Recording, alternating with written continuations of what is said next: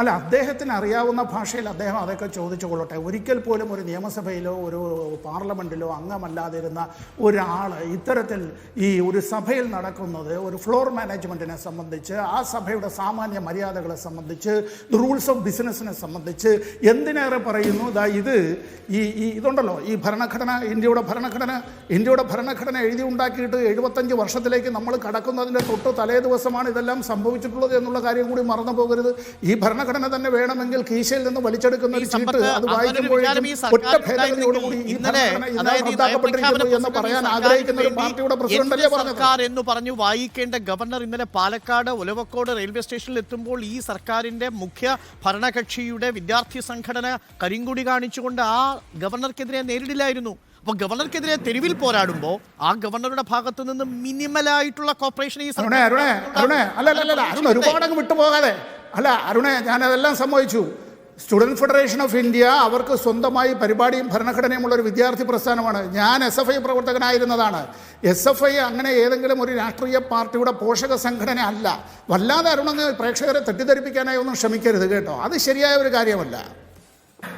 അല്ല, SFI CPIM ഒരു പാർട്ടിയാണ്, ഒരു രാഷ്ട്രീയ പാർട്ടിയാണ്, മറ്റൊരു വിദ്യാർത്ഥി സംഘടനയാണ്. നിങ്ങൾ പല ആളുകൾക്കും രാഷ്ട്രീയമുണ്ട് എന്നുള്ളത് കൊണ്ട് നിങ്ങൾ ഈ സർക്കാരുമായി മിനിമം സഹകരണമേ തന്റെ ഭാഗത്തുനിന്ന് ഉണ്ടാവൂ എന്ന് എല്ലാ സ്നേഹത്തോടും കൂടി ഈ കാര്യത്തിൽ വിയോജിക്കുകയാണ്. ശരി, ഒരു മുന്നറിയിപ്പായി സർക്കാരിന് കൊടുത്തിരിക്കുന്ന മുന്നറിയിപ്പാണ് ഈ തന്നെ തെരുവിൽ എതിർക്കുന്ന ഒരു പാർട്ടിയുമായി തന്നെ നിരന്തരം ഗവർണർ നിലപാടെടുക്കുന്നു. മിനിമം സഹകരണം. അതുകൊണ്ട് അവസാനത്തെ ഖണ്ഡിക വായിച്ചു. ആരോടാണ് ഗവർണർക്ക് ഉത്തരവാദിത്വം? നമ്മുടെ ബഹുമാനപ്പെട്ട പിന്നെ അരുണും ഈ വിദ്യാർത്ഥികളെയൊക്കെ ഇപ്പോഴും പഠിപ്പിക്കുന്ന ആളല്ലേ അല്ലേ ഡോക്ടർ അരുൺകുമാറെ? നമ്മളിതൊരു ഈ ദേഷ്യം തീർക്കാനായിട്ടുള്ളൊരു വർത്തമാനമല്ലല്ലോ. ഇന്ത്യൻ ഭരണഘടനയുടെ ഭാഗം 6 അനുച്ഛേദം 153 മുതൽ 162 വരെയാണ് ഒരു സംസ്ഥാനത്തെ ഗവർണറെ സംബന്ധിക്കുന്ന അധികാരങ്ങൾ, ചുമതലകൾ, പരിമിതികൾ, പെരുമാറ്റങ്ങളെ സംബന്ധിച്ചുള്ള കാര്യങ്ങൾ വളരെ ചുരുക്കം വാക്കുകളിലാണെങ്കിലും അത് കൃത്യമായി പ്രതിപാദിച്ചിട്ടുള്ളത്. നമ്മുടെ സംസ്ഥാന നിയമസഭ അത് സംബന്ധിച്ചുള്ള റൂൾസ് നമ്മുടെ ഈ ചില നടപടിക്രമങ്ങളുണ്ട്. അത്തരം കാര്യങ്ങളും ഗവർണറെ സംബന്ധിച്ച് ബാധകമാണ്. ഇവിടെ വന്നിട്ട് ഇങ്ങനെ എന്തുകൊണ്ടാണ് അദ്ദേഹം മുഴുവൻ വായിച്ചില്ല എന്നുള്ളതിന് എനിക്കറിയില്ല. ചിലപ്പോൾ അദ്ദേഹത്തിന് ശാരീരികമായോ മാനസികമായോ എന്തെങ്കിലും അത്തരത്തിലുള്ള അസ്വാസ്ഥ്യമോ അതല്ല അസുഖമോ ഉണ്ടോ എന്നുള്ളത് അതിന് രാജ്ഭവനിൽ നിന്നുള്ള വാർത്താക്കുറിപ്പ് വരുമ്പോൾ മാത്രമേ നമുക്കറിയാൻ കഴിയുള്ളൂ. നമുക്ക് ചോദിക്കാൻ കഴിയുന്നത് നമ്മുടെ ജനപ്രതിനിധികളോടാണ്. ജനപ്രതിനിധികളിൽ ഭൂരിപക്ഷമുള്ള ഒരു എക്സിക്യൂട്ടീവ് എന്നുള്ള നിലയിൽ സർക്കാരിനോടാണ്. ഇവിടെ കോൺസ്റ്റിറ്റ്യൂഷണൽ ഹെഡ് എന്ന പേരിന് വേണ്ടി എഴുതി വെച്ചിട്ടുള്ള ഗവർണറോട് ഇതെല്ലാം പോയി ചോദിക്കാനായിട്ട് കഴിയില്ലല്ലോ. അദ്ദേഹം ഇപ്പം ചെയ്തുകൊണ്ടിരിക്കുന്നത് എന്താണ്? സുപ്രീം കോടതിയിലെ ഒരു ജഡ്ജി ആയിരുന്ന ആ ആളിനെ കുറിച്ച് അദ്ദേഹത്തിന് എന്തെങ്കിലും പറയണമെങ്കിൽ നമ്മൾ ഈ പച്ച മലയാളത്തിൽ പറയുമല്ലോ, ഈ പഴയ ഈ ചെന്നായിൻ്റെ ഒരു ന്യായമില്ലേ, ചെന്നായിൻ്റെ ന്യായം, ഈ വെള്ളം കലക്കിയതിനെ കുറിച്ച് ആട്ടുകുട്ടിയോട് പറഞ്ഞത്, നീ അല്ലെങ്കിൽ നിന്റെ പിതാവാണ്. പച്ച മലയാളത്തിൽ തിരുവനന്തപുരം ഭാഷ വേറെയാണ്, അത് ഞാൻ ഉപയോഗിച്ചില്ലാതേ ഉള്ളൂ.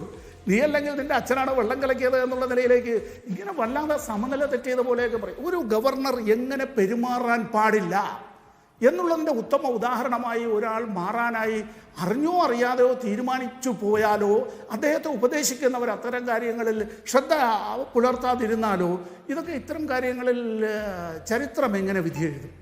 ഗവർണർമാരുമായ അഭിപ്രായ വ്യത്യാസം പല സംസ്ഥാനങ്ങളിലും ഗവൺമെന്റുകൾക്ക് പലപ്പോഴും ഉണ്ടായിട്ടുണ്ട്, രാഷ്ട്രീയ പാർട്ടികൾക്ക് ഉണ്ടായിട്ടുണ്ട്, ഇനിയും അതുണ്ടാവും, സ്വാഭാവികം. പക്ഷേ ഇത് ഈ ചില കാര്യങ്ങൾ ഭരണഘടനാപരമായ ചുമതലകളിൽ നിന്ന് എന്നതാണ് വിഷയം. അഡ്വക്കേറ്റ് സമ്പത്ത്, അങ്ങ് ഇവിടെ പല പാരഗ്രാഫുകളും ചൂണ്ടിക്കാണിച്ച സ്ഥിതിക്ക് അങ്ങയെയും 1-2 പാരഗ്രാഫുകൾ ചൂണ്ടിക്കാട്ടാമെന്ന് കരുതുന്നു. പാരഗ്രാഫ് 22 അങ്ങയുടെ പക്കലുമുണ്ടല്ലോ അതിന്റെ പകർപ്പ്.